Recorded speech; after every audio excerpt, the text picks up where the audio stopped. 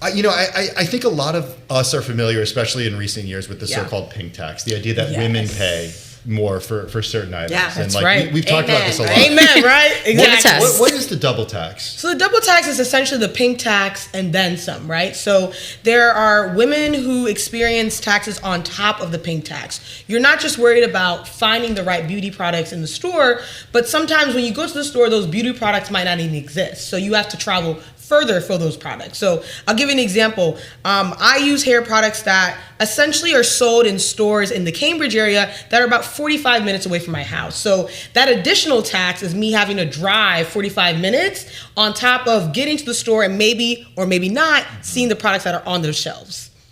Why? Why do you think this happens in society? Listen, there's a lot of reasons, right? But I think that it really boils down to... Because Anna, what I always think, you're an economist at heart. That's right. And I just think about that, people look at markets and opportunities. That's right. And if you see a big swath of the population that is going to use a product, you would think you would want to make it easier for them to access. Listen, right. See, you're being too logical. You know what I'm saying? But could you tell me? But it really does boil down to that, you don't have to right? say it, So then why isn't it? If we just look at numbers and markets and things, you go for it. I would say that the numbers actually don't explain why this isn't happening, right? There's clearly a demand that's taking place. Right. And we also know that this is costly, right? If we're talking about things like childcare, which I'm happy to get more into, right? We talk about that a lot, But I say, right? Like this idea of making it more costly to raise kids that you want me to have. That doesn't make a whole lot of sense. And so I think what this book does is it highlights those barriers and says, look, this is a problem. And if we don't address it, this becomes an economic crisis. That's right. Well, who benefits exactly from this pricing structure? I would say the systems that want to profit off of our insecurities as women. Right? So you are making me feel worse off as a mother, worse off as a sister, a daughter. And so you are sort of designing a profit structure around the way I see myself maybe failing in certain areas of my life. And so I'm making money off of that, not necessarily trying to uphold systems that maybe uplift you or uplift your community. And I think that individuals who have that sort of mindset oftentimes are not thinking well into the future, which I think is going to be led quite a bit by women, right? And how we're going to essentially determine sort of the economic circumstances of a lot of communities just because a lot of communities rely on us. How do you do research for this as an economist? I mean, the different data that the data set that you look at, a lot of the data that we get, that we rely on, comes from the government. Shout out to the data that y'all get. Well, we do. When the government's open, we get better data. Right, that's right. Or is the data not there? And we use alternative data. That's my question. Like, how anecdotes are one thing, but you have to have the data. The data is absolutely key to this. And I think the reason why this book was even able to be written is because so many people over the past few decades have done empirical research that brings together the data. So we have a mix of causal evidence, descriptive evidence, right? But then, of course, we brought in some anecdotal evidence. Because I do think that qualitative research, I know I'm in a quantitative wheelhouse, right? Yeah. Doesn't get a whole lot of love, but it should, because it's also giving us a sense of mechanisms. We see things that are happening in the data trend-wise, but what is the actual thing that is driving that? And so for that process, I worked with a wonderful research team. Yeah. And this team essentially worked together to look through bunches of academic articles that are available through news organizations like Bloomberg. And we brought all that data in together and said, what story, if we put this all together, is the data telling us? And so essentially, think about the average person. They're not going to be looking at reports. They're not going to be looking at policy briefs. They're going to be looking at books. They're going to be looking at newspapers, articles, that sort of thing. And so that's why we're trying to make it easily accessible in this book. Well, Anna, in your book, you also talk about not just the impact on the individual as it relates to this double tax, but additionally, the implications for society as a whole. So talk to us about the macroeconomic implications that you're seeing. Yes, I love that. You got to clock it on Bloomberg, yes.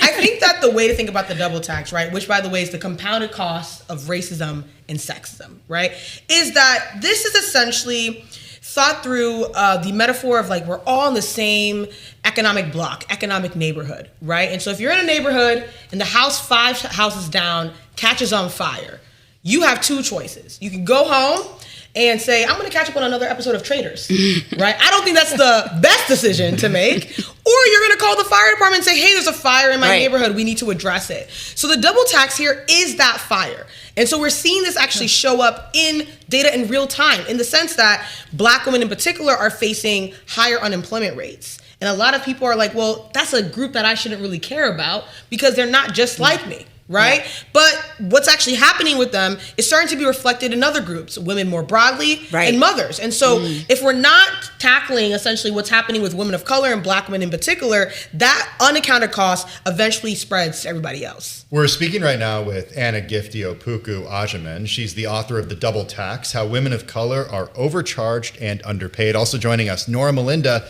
She is a Bloomberg TV markets correspondent. So let me just ask you, if you could, the data is there. Yeah. You're writing these books, like bringing, these problems, these situations to attention.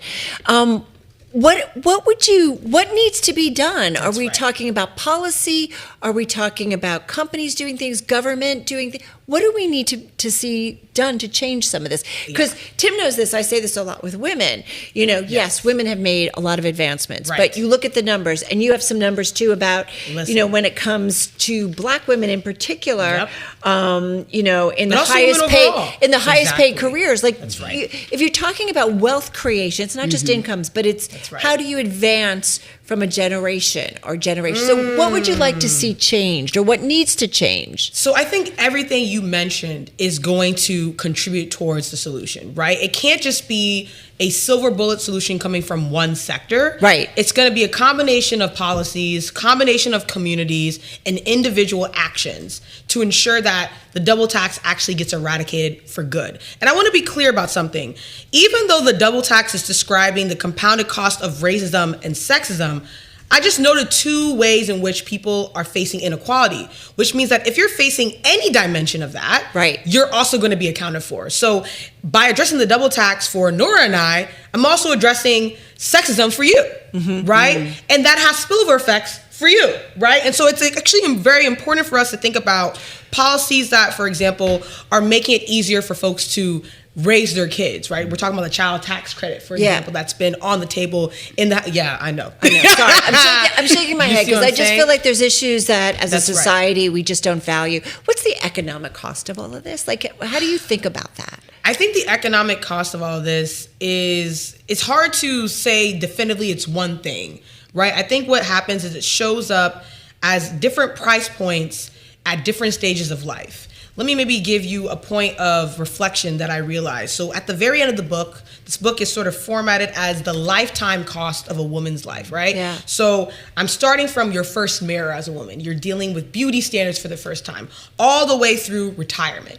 And it was until we started talking to women in retirement that I realized, oh my goodness, if the double tax isn't addressed in housing, if it's not addressed in motherhood, if it's not addressed in caregiving, it all just shows up at the end of your life. It's a cumulative effect. Yeah. And so these policies that we're talking about making it easier for folks to actually save for retirement, but also ensuring that people have housing subsidies maybe when they're thinking about buying their first house, right? Because if they don't, they might be pulling from their 401k, and that means that they have nothing to retire with in the first place, right? But even then, as women, just thinking about sort of the cost we deal with to just look presentable, that in and of itself is a cost, and it can show up in our career trajectories, right? I mean, I'm preaching to the choir right now.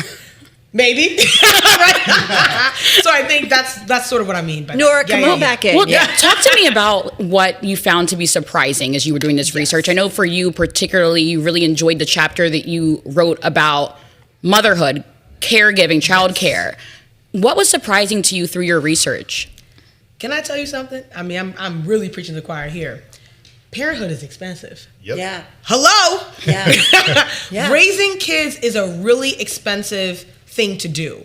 And I don't think people are having a honest conversation about just how expensive it is. So let me give you maybe a short anecdote. I was talking to my sister. My sister's older than me, okay? I won't say how old, but shout out to my sister Ellen, right? But she looks amazing. She looks amazing. You already know this. Shout out to my mom and dad. She's gonna call you and say, she's gonna call us, right?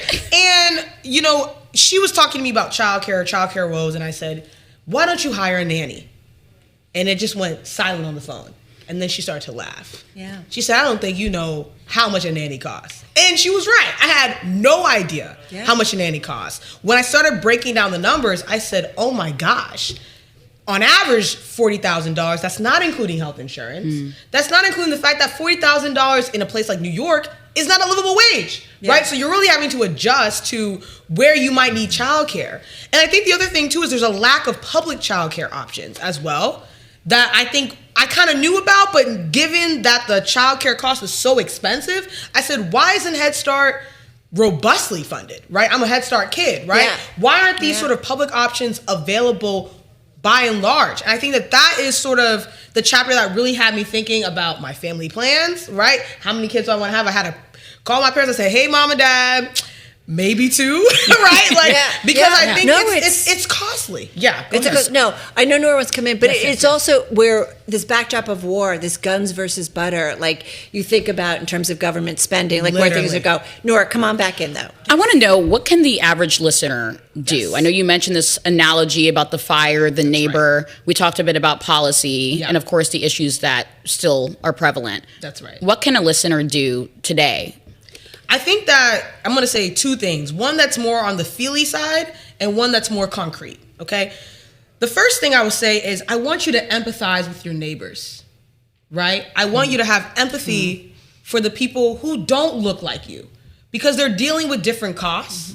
And the costs that they're dealing with are affecting the communities that you are sharing together, right? So that's the first thing, because I think that what that enables is then concrete actions. Things like going to your local CVS and saying, hey, I'm not seeing certain products that would serve my neighbor. Right. Is it possible for us to have more of those products available? Or I think for parents, getting in a group with other parents without judgment, right? And saying, look, we know this thing is costly. It takes a village to raise a child. How about we find a way to take care of each other's children? That's how I was raised, right? So I think that there are really sort of communal ways that we can address these costs that are also low cost. I think a lot of times people look at stuff like this as like, oh my gosh, this is another $100 on my bill or whatever like that. But I think for us, it's really just about getting in community and identifying what those costs are and addressing those head on.